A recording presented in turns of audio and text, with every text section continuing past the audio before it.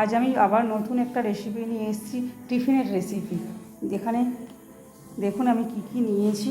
পেঁয়াজ কুচি, কাঁচা লঙ্কা কুচি, টমেটো কুচি, মটর কড়াই সিদ্ধ করে নিয়েছি, ছোলা কড়াই নিয়েছি কাঁচা, আলুটাকে ডুমো ডুমো করে কেটে সিদ্ধ করে নিয়েছি। এইখানে নিয়ে নিয়েছি আমি জিরে গুঁড়ো, চাট মশলা, বিট লবণ, লঙ্কার গুঁড়ো, আর এখানে নিয়েছিলাম তেঁতুলের কাতটা, মানে পাকা তেঁতুলটাকে জলে গুলে আমি রেখে দিয়েছি। এবার কিভাবে বানাবো আমি দেখুন। এটা চটপটি, এটা গরমের সময় টিফিনে বা শীতের সময় টিফিনেও খেতে খুব ভালো লাগে।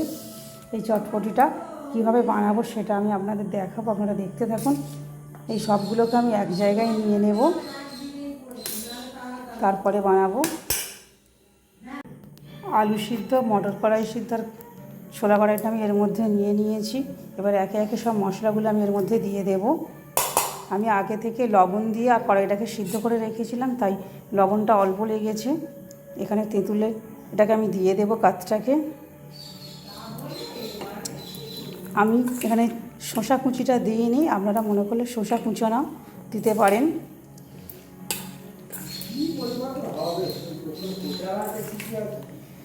দেখুন দেখতে কত সুন্দর লাগছে, খেতে ঠিক ততটাই সুন্দর লাগবে। এইভাবে ভালো করে মিক্সড করতে হবে,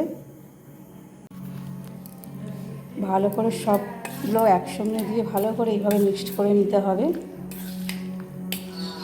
দেখুন দেখতে কত সুন্দর লাগছে।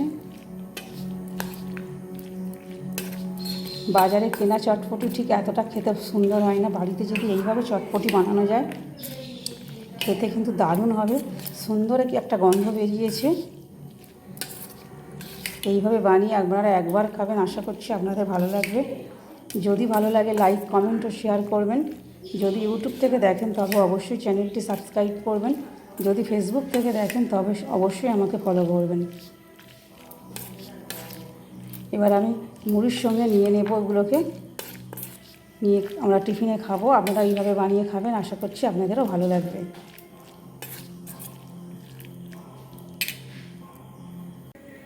দেখুন মুড়ি নিয়ে নিয়েছি এবং চটপটিটাও নিয়ে নিয়েছি। এবার আমরা মুড়ি দিয়ে টিফিন খাবো এইভাবে বানিয়ে। দেখুন কত সুন্দর দেখতে লাগছে, খেতে ঠিক ততটাই সুন্দর লাগবে। একবার বানিয়ে আপনারা খাবেন, আশা করছি আপনাদের ভালো লাগবে।